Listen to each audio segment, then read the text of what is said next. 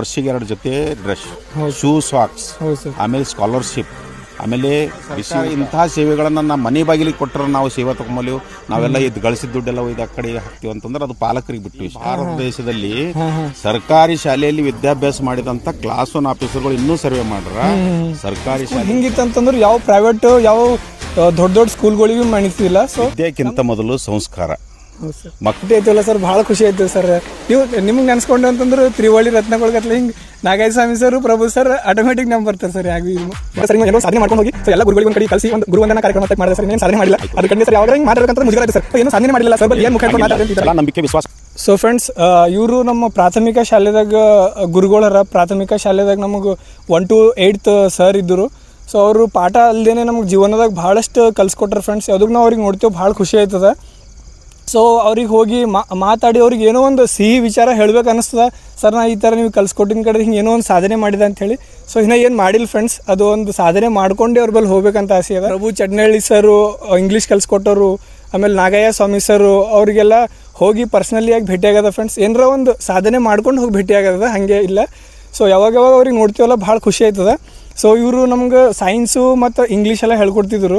So science English ಪಾಠ ಮಾಡೋದಷ್ಟೇ ಅಲ್ಲ, ಲೈಫ್ನಾಗ ಏನು ಮಾಡಬೇಕು ಏನಿಲ್ಲ ಒಳ್ಳೆ ಮೌಲ್ಯಗಳೆಲ್ಲ ಕಲ್ಸ್ಕೊಟ್ರೆ ಫ್ರೆಂಡ್ಸ್. ಸರ್ ನಾವು ಯಾವಾಗ ನಿಮ್ಗೆ ಭೇಟಿ ಆಯ್ತೀವಲ್ಲ ಸರ್, ಭಾಳ ಖುಷಿ ಆಯ್ತು ಸರ್. ನೀವು ನಿಮ್ಗೆ ನೆನ್ಸ್ಕೊಂಡು ಅಂತಂದ್ರೆ ತ್ರಿವಳಿ ರತ್ನಗೊಳಗತ್ಲ ಹಿಂಗೆ ನಾಗಾಯ ಸ್ವಾಮಿ ಸರ್, ಪ್ರಭು ಸರ್ ಆಟೋಮೆಟಿಕ್ ನಮ್ ಬರ್ತಾರೆ ಸರ್. ಇದು ಬಹಳ ಸಂತೋಷದ ವಿಷಯ. ಹಾಂ ಸರ್, ನಾವು ನಿಮ್ಮ ತಂದೆಯವರು ಆತ್ಮೀಯ ಮಿತ್ರರು. ನಾವು ನಿಮ್ಮ ಒಂದು ಗ್ರಾಮದಲ್ಲಿ ಸುಮಾರು 8.5 ವರ್ಷ ಸೇವೆಯನ್ನು ಸಲ್ಲಿಸಿದ್ದೇನೆ. ನಮ್ಮ ಗುರುಗಳು ಏನು ತಿಳಿಸ್ಕೊಟ್ಟಾರ, ವಿದ್ಯೆಕ್ಕಿಂತ ಮೊದಲು ಸಂಸ್ಕಾರ. ಮಕ್ಕಳ ಭವಿಷ್ಯ ಉಜ್ವಲ ಆಗಬೇಕಾದ್ರೆ ಏನೇನು ಕ್ರಮಗಳನ್ನು ಕೈಗೊಳ್ಳಬೇಕು, ಒಣ ಪಾಠದ ಜೊತೆಗೆ ಆಟನೂ ಇರಬೇಕು, ಆಟದ ಜೊತೆಗೆ ಸಂಸ್ಕಾರನೂ ಇರಬೇಕು ಅಂತಕ್ಕಂಥ ವಿಷಯವನ್ನು ನಮ್ಮ ಅಜ್ಜನವರು ಕೂಡ ಶಿಕ್ಷಕರಿದ್ದರು. ಅವ್ರನಿಂದ ಮತ್ತು ನಮ್ಮ ಶಿಕ್ಷಕರ ವತಿಯಿಂದ ನಾನು ಕಲ್ತಿದ್ದೇನೆ. ಪಾಠದ ಜೊತೆಗೆ ಅವರಿಗೆ ನಡೆ ನುಡಿ, ಆಚಾರ ವಿಚಾರ, ಸಂಸ್ಕಾರ, ಹಿರಿಯರಿಗೆ ಯಾವ ರೀತಿ ಗೌರವವನ್ನು ಕೊಡಬೇಕು, ತಂದೆ ತಾಯಿಗೆ ಯಾವ ರೀತಿ ಗೌರವವನ್ನು ಕೊಡಬೇಕು, ಗುರು ಹಿರಿಯರನ್ನು ಯಾವ ರೀತಿ ಪೂಜ್ಯ ಭಾವನೆಯಿಂದ ನೋಡಬೇಕು, ಸಮವಯಸ್ಕರನ್ನು ಯಾವ ರೀತಿಯಾಗಿ ಹೊಂದಾಣಿಕೆ ಮಾಡಿಕೊಳ್ಬೇಕು ಅಂತಕ್ಕಂಥ ವಿಚಾರವನ್ನು ತಮಗೂ ಕೂಡ 20 ವರ್ಷದ ಕೆಳಗೆ ತಿಳಿಸ್ಕೊಟ್ಟೀನಿ. ಸುಮಾರು ನನ್ನ ಸೇವೆ 25ನೇ ವರ್ಷ ನಡೀತಾ ಇದೆ. ಇನ್ನೂ ಕೂಡ ಇವತ್ತೇ ಒಂದು ಮಕ್ಕಳ ದಿನಾಚರಣೆ ಪ್ರಯುಕ್ತವಾಗಿ ನಾನು ಮಾತಾಡೋ ಸಂದರ್ಭದಲ್ಲಿ ಇಂದೂ ಕೂಡ ನಾನು ಪಾಠದ ಜೊತೆಗೆ ಮಕ್ಕಳಿಗೆ ನಾನು ಸಂಸ್ಕಾರಯುತವಾಗಿ ಗೌರವವನ್ನು ಕೊಡತಕ್ಕಂಥ ವಿಷಯವನ್ನು ಇಂದಿಗೂ ಕಳಿಸ್ತೀನಿ. ಪಾಲಕರು ಪೋಷಕರು ಬಹಳ ಸಂತೋಷಪಟ್ಟರು. ಪಾಠದ ಜೊತೆಗೆ ಮಕ್ಕಳಿಗೆ ಒಳ್ಳೆ ಸಂಸ್ಕಾರ ಮುಖ್ಯ ಇವತ್ತಿನ ಕಾಲದಲ್ಲಿ. ಮಕ್ಕಳಿಗೆ ಹೊಡೀರಿ ಅಂತಂದ್ರೆ ನಮ್ಮ ಮಕ್ಕಳು ಯಾವ ರೀತಿ ಇರ್ತಾರೆ, ನಾವು ಕಲಿಸ್ತಕ್ಕಂಥ ಮಕ್ಕಳು ನಮಗೆ ಆ ಕಾರಣಕ್ಕಾಗಿ ಇಲ್ಲೇನದ ಅಂದ್ರೆ ಅಂಜಿಕೆ ಅಂತಕ್ಕಂಥ ಒಂದು ಶಿಸ್ತಿನ ಕ್ರಮ. ತಪ್ಪು ಮಾಡಿದ್ರು ನಾವು ಏನೋ ಅಂಬಲ್ಲ ಅಂತಂದ್ರೆ ಅದು ಸರಿ ಅನ್ನಿಸ್ತದ ಮಕ್ಕಳಿಗೆ. ಮಕ್ಕಳಂದ್ರೆ ಹಂಗ ಕೆಸರಿನ ಮುದ್ದೆ, ಆ ಮಕ್ಕಳಿಗೆ ಮುದ್ದೆ ಇರ್ತಕ್ಕಂಥದ್ದು ನಾವು ಆಕಾರ ಕೊಡ್ತಕ್ಕಂಥದ್ದು ರೂಪ. ನಾವು ಗಣಪತಿ ರೂಪ ಕೊಡ್ಬೋದು, ನಾವು ಬಸವಣ್ಣನ ರೂಪ ಕೊಡ್ಬೋದು, ಗಡಿಗೆ ರೂಪ ಕೊಡ್ಬೋದು, ಏನು ಬೇಕಾದ್ರೂ ರೂಪ ಕೊಡ್ಬೋದು. ಮಕ್ಕಳ ಮನಸ್ಸು ಹೆಂಗಿರ್ತಂದ್ರೆ ಖಾಲಿ ಕೊಡ ಇದ್ದ ಹಾಗೆ. ಅಮೃತ ತುಂಬರು ಅಮೃತ ಕೊಡಾಗ್ತದ, ನೀರು ತುಂಬರು ನೀರಿನ ಕೊಡಾಗ್ತದ, ಮುಸುರಿ ತುಂಬರು ಮುಸುರಿ ಕೊಡಾಗ್ತದ, ವಿಷ ತುಂಬರು ವಿಷದ ಕೊಡಾಗ್ತದ. ಫ್ರೆಂಡ್ಸ್, ನಾವು ಯಾವಾಗ ಪ್ರೈಮರಿ ಸ್ಕೂಲ್ನಾಗ ಇದ್ದೀವಲ್ಲ, ನಮ್ಮ ಸ್ಕೂಲ್ ಹಿಂಗಿತ್ತಂತಂದ್ರೆ ಯಾವ ಪ್ರೈವೇಟ್ ಯಾವ ದೊಡ್ಡ ಸ್ಕೂಲ್ಗಳಿಗೂ ಮಾಡಿಸಿಲ್ಲ. ಸೊ ನಮ್ದು ಕನ್ನಡ ಟೀಚರು MA ಕನ್ನಡ ಅವ್ರದ್ದು, ನಾಗಯ್ಯ ಸ್ವಾಮಿ ಸರ್ದು. ಅವ್ರು ಕಲಿಸಿದ ವ್ಯಾಕರಣಗಳು, ಅವ್ರು ಕಲಿಸಿದ ಒಂದೊಂದು ವರ್ಡ್ಗಳು ಇನ್ನೂ ನೆನಪು ಬರ್ತವೆ ಫ್ರೆಂಡ್ಸ್. ಹಂಗಿದ್ರು ಸರ್ಗಳು. ಕನ್ನಡ ಎಕ್ಸ್ಪರ್ಟು ನಾಗಯ್ಯ ಸ್ವಾಮಿ ಸರು. ಪ್ರಭು ಚಂಡಳ್ಳಿ ಅಂತಿದ್ರು, ಅವರು ಇಂಗ್ಲೀಷ್ ಎಕ್ಸ್ಪರ್ಟ್. ಫುಲ್ ಇಂಗ್ಲೀಷ್ ಯಾವ CT ಪಾಸ್ ಆಗಿನವ್ರಿಗೆ ಭೀ ಮಾಡಿತಿದ್ದಿಲ್ಲ ಅವರು. ಸೊ ಸರ್ ನಮ್ಮದು ವಿಜ್ಞಾನ ಕಲಿಸ್ತಿರು, ಹಿಂಗೆ ಕಲಿಸ್ತಿರು ಅಂತಂದ್ರು. ಈಗ ಅವ್ರ ವಿಜ್ಞಾನ ಹೇಳಿದ ವಿಷಯಗಳು ನಮ್ಗೆ ಇನ್ನೂ ನೆನಪು ಬರ್ತವೆ ಫ್ರೆಂಡ್ಸ್. ನಾವು ಯಾಕಂದ್ರೆ 10ನೇ ಬಾದ್ರೆ ನಾವು ಯಾವುದು ವಿಜ್ಞಾನ ಅದು ಓದ್ಲಕ್ಕೆ ಹೋಗಿಲ್ಲ, ಯಾಕೆ ಟೆಕ್ನಿಕಲ್ ಬ್ಯಾಕ್ಗ್ರೌಂಡ್ ಅದ. ಸೊ ರೀಸೆಂಟ್ಲಿ ಆಗಿ ನಾ ಯಾವ್ದು ಭೀ ಕಾಂಪಿಟೇಟಿವ್ ಎಕ್ಸಾಮ್ ಬರೀತಾ, ಸೊ ಅದ್ರಾಗ ಸೈನ್ಸ್ ಕ್ವಶನು ಬರ್ತಾವೆ. ಅವ್ರು ಒಂದೊಂದು ಹೇಳಿದ್ದು ಲೈನ್ಗಳು ಸೋದಕ್ಕೆ ಇನ್ನೂ ನೆನಪು ಬರ್ತಾವೆ ಫ್ರೆಂಡ್ಸ್. ಅಷ್ಟೊಂದು ಎಫೆಕ್ಟಿವ್ ಆಗಿ ಕಲಿಸ್ತಿದ್ರು ನಮ್ಗೆ. ಸೊ ಡಿಪ್ಲೊಮಾ ಮುಗಿಸ್ಕೊಂಡು ಇಂಜಿನಿಯರಿಂಗ್ ಮುಗಿಸ್ಕೊಂಡು ಸೊ ಇಂಗ್ಲೀಷ್ ಎಲ್ಲ ಮಾತಾಡ್ತೀವಲ್ಲ ಸರ್, ಅದ್ರ ಕಡೆ ನಮ್ಗೆ ಹೆಂಗೆ ಕೇಳ್ತಾರೆ ಅಂದ್ರೆ, ನೀವು ಖರೆ ಗೌರ್ಮೆಂಟ್ ಸ್ಕೂಲ್ದಾಗ ಓದಿದೆ, ಹಿಂಗೆಲ್ಲ ಕ್ವಶನ್ ಮಾಡ್ತಾರೆ ಸರ್. ಆ ಒಂದು ಸಂದರ್ಭ, ಆ ಒಂದು ವಿಚಾರ ಬರ್ಲಿಕ್ಕೆ ಕಾರಣ ಏನಂದ್ರೆ, ತಂದೆ ತಾಯಿಗೆ ಗೌರವವನ್ನು ಸಲ್ಲಿಸೋದು, ಗುರು ಹಿರಿಯರನ್ನ ಗೌರವ ಸಲ್ಲಿಸೋದು, ವಿದ್ಯೆಯನ್ನ ಪಾಠವನ್ನ ಭಕ್ತಿಪೂರ್ವಕವಾಗಿ ಕೇಳಿದ ಪ್ರಯುಕ್ತವಾಗಿ ಈ ಒಂದು ನಿಮ್ಮ ನುಡಿಗಳನ್ನು ಬರ್ತವೆ. ಪ್ರತಿಯೊಬ್ಬ ಜೀವನದಲ್ಲಿ ವಿದ್ಯಾರ್ಥಿ ಇದೇ ರೀತಿ ತಮ್ಮ ಜೀವನದಲ್ಲಿ ಅಳವಡಿಸ್ಕೊಂಡ್ರ ಎಲ್ಲೆಲ್ಲೋ ಇರ್ತದೆ ಇವತ್ತಿನ ಕಾಲದ ಜನ. ನಾವು ಶಿಸ್ತಿನ ಕ್ರಮ ಇತ್ತು, ನೀವು ಕಲಿಯುವಾಗ ನಾವು ಹೊಡಿತಿದ್ದೆವು, ಮಾಯನು ಸರ್ ಹೊಡೆ ಬರ್ರಿಕ್ ಹಿಂಗೆ ತೊಡಿ ಮೇಲೆ ಹಿಂಗೆ ಬರಿಗಳು ಬೀಳ್ತಿದ್ವು. ಸೊ ಆಗ ಅನಿಸ್ತಿದ್ದು ಸರ್ ಹಿಂಗೆ ಹೊಡಿತಾರಲ್ಲ ಅಂತ ಹೇಳಿ. ಇವಾಗ ಅನ್ಸ್ಲತ್ತದು ಅದೊಂದು ಒಂದೊಂದು ಬರಿಗಳು ಕೂಡ ನಮ್ಗೆ ಏನೇನೋ ಒಂದು ಪಾಠ ಕಲಿಸ್ಯಾವ. ಸರ್ ಈಗ ಯಾಕೆ ಭೀ ನೋಡ್ತೇವೆ ಸರ್, ಈಗ ನಾಗಾಯ ಸ್ವಾಮಿ ಸರಿಗಾಗಲಿ, ಪ್ರಭು ಸರಿಗಾಗಲಿ ಸರ್, ಒಂದು ಜೀವನದಾಗ ಒಂದು ಆಸೆ ಇದೆ ಸರ್, ಹಿಂಗೆ ಏನೋ ಒಂದು ಸಾಧನೆ ಮಾಡ್ಕೊಂಡು ಹೋಗಿ ಸೊ ಎಲ್ಲ ಗುರುಗಳಿಗೆ ಒಂದು ಕಡೆ ಕಲಿಸಿ ಒಂದು ಗುರು ವಂದನಾ ಕಾರ್ಯಕ್ರಮ ಟೈಪ್ ಮಾಡಿದೆ ಸರ್. ಇನ್ನೂ ಏನು ಸಾಧನೆ ಮಾಡಿಲ್ಲ ಅದ್ರ ಕಡೆನೇ ಸರ್. ಯಾವಾಗಾರ ಹಿಂಗೆ ಮಾತಾಡ್ಬೇಕಂತಂದ್ರೆ ಮುಜುಗರ ಆಯ್ತು ಸರ್, ನಾವು ಏನೂ ಸಾಧನೆ ಮಾಡಿಲ್ಲ ಸರ್, ಬಲ್ ಏನು ಮುಖ ಹಿಡ್ಕೊಂಡು ಮಾತಾಡ್ರಿ ಅಂತ ಈ ಥರ ನಂಬಿಕೆ ವಿಶ್ವಾಸ ಅಂತಕ್ಕಂಥ ವಿಚಾರಗಳನ್ನು ಇಟ್ಕೊಂಡಿರಲ್ಲ. ಸಾಧನೆ ಮಾಡಕ್ಕೆ ಇನ್ನೂ ಸಮಯ ಅದ, ಸಮಯ ಮಿಂಚಿಲ್ಲ. ಸತತ ಯಾವಾಗಲೂ ಜೀವನದಲ್ಲಿ ಪ್ರಯತ್ನವಾದಿಗಳಿದ್ರ, ಆ ಭಗವಂತನ ಆಶೀರ್ವಾದ ಇದ್ರ ನಿಮ್ಮ ಗುರಿಯನ್ನು ಮುಟ್ಟಲು ಅವಕಾಶ ಆಗ್ತದೆ. ಯಾವತ್ತು ಸಾಧನೆ ಮಾಡೋದ್ರಲ್ಲಿ ಯಾವಾಗಲೂ ಸದಾ ಪ್ರಯತ್ನ ಇರಬೇಕು. ಪಾಸಿಟಿವ್ ಥಿಂಕ್ಸ್ ಮಾಡಬೇಕು, ನೆಗೆಟಿವ್ ಥಿಂಕ್ಸ್ ಮಾಡಬಾರ್ದು ಜೀವನ.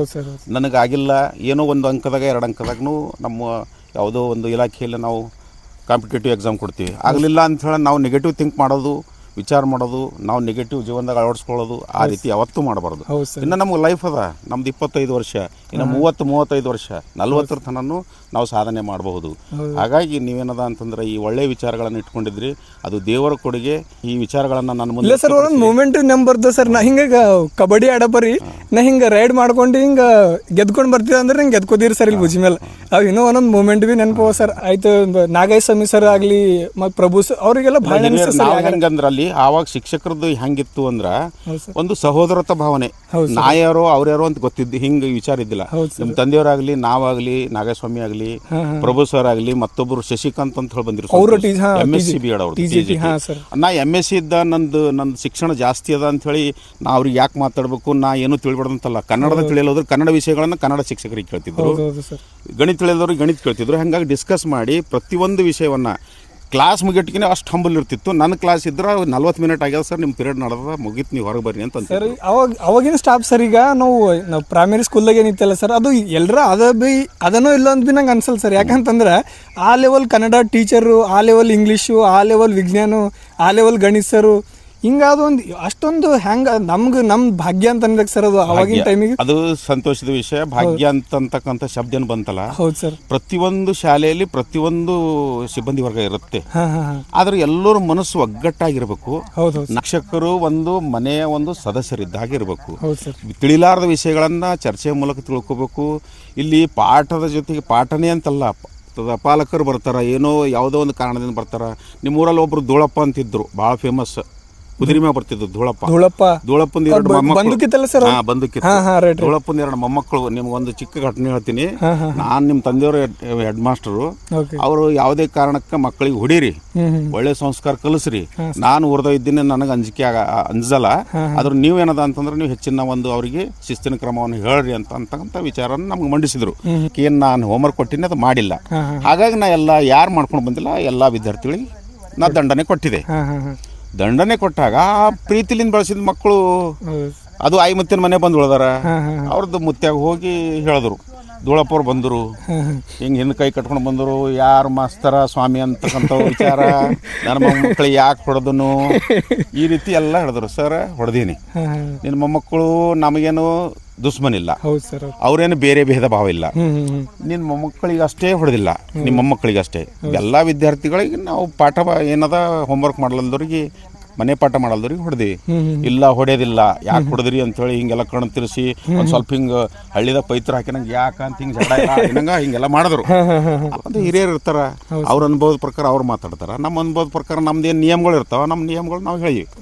ಆ ರೀತಿಯಾಗಿ ಸರ್ಕಾರಿ ಶಾಲೆಯಲ್ಲಿ ವಿದ್ಯಾಭ್ಯಾಸ ಮಾಡಿದಂತ ಕ್ಲಾಸ್ 1 ಆಫೀಸರ್ಗಳು ಇನ್ನೂ ಸರ್ವೆ ಮಾಡ್ರ, ಸರ್ಕಾರಿ ಶಾಲೆಯಲ್ಲಿ ಕಲ್ತಂತ ಮಕ್ಕಳೇ ಇನ್ನ ಜಾಸ್ತಿ. ಯಾವಾಗಲೂ ಸರ್ಕಾರಿ ಶಾಲೆ ಅಂದ್ರೆ ಹೆಂಗಿರ್ತದ, ಇಲ್ಲಿ ಗಠಬಂಧನ್ ಇರಲ್ಲ, ನಿಯಮ ಇರಲ್ಲ. ನಾವು ಮಕ್ಕಳಿಗೆ ಸ್ವತಂತ್ರವಾಗಿ ನಾವು ಬಳಸ್ತೀವಿ, ಸರ್ವತೋಮುಖ ಅಭಿವೃದ್ಧಿಯಾಗಿ ಬಳಸ್ತೀವಿ. ಸರ್ವತೋಮುಖ ಅಂದ್ರೆ ಎಲ್ಲಾ ಪಾಠನೇ ಇಲ್ಲ, ಪಾಠದ ಜೊತೆಗೆ ಆಟನೂ ಇರಬೇಕು, ಧೈರ್ಯನೂ ಇರಬೇಕು, ಸಂಸ್ಕಾರನೂ ಇರಬೇಕು.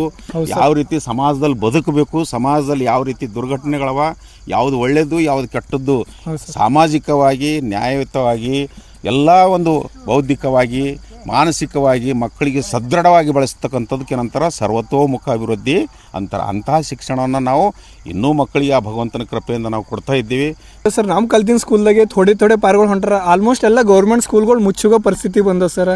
ಈಗ ಅದಕ್ಕೇನು ಹೇಳ್ತೀರಿ ಸರ್ ನೀವು?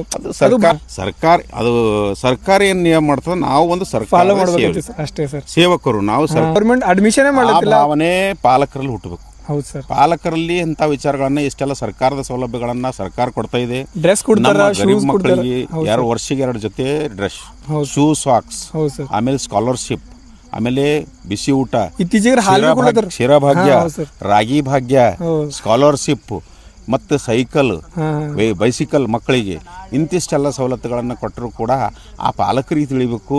ಈಗಿನ ಸರ್ಕಾರ ಇಂತಹ ಸೇವೆಗಳನ್ನು ನಮ್ಮ ಮನೆ ಬಾಗಿಲಿಗೆ ಕೊಟ್ಟರೆ ನಾವು ಸೇವೆ ತೊಗೊಂಬಲಿವು, ನಾವೆಲ್ಲ ಇದು ಗಳಿಸಿದ ದುಡ್ಡೆಲ್ಲ ಇದು ಆ ಕಡೆ ಹಾಕ್ತೀವಿ ಅಂತಂದ್ರೆ ಅದು ಪಾಲಕರಿಗೆ ಬಿಟ್ಟು ವಿಷಯ. ಓಕೆ. ಇನ್ನು ಸತತ ಪ್ರಯತ್ನದಲ್ಲಿರು, ನಿನ್ನ ದೇವರು ಕಣ್ತೆರಿತನ, ನಿನ್ನ ಸಾಧನೆ, ನಿನ್ನ ಗುರಿ ಮುಟ್ಟೋದ್ರಲ್ಲಿ ಸಂದೇಹವಿಲ್ಲ.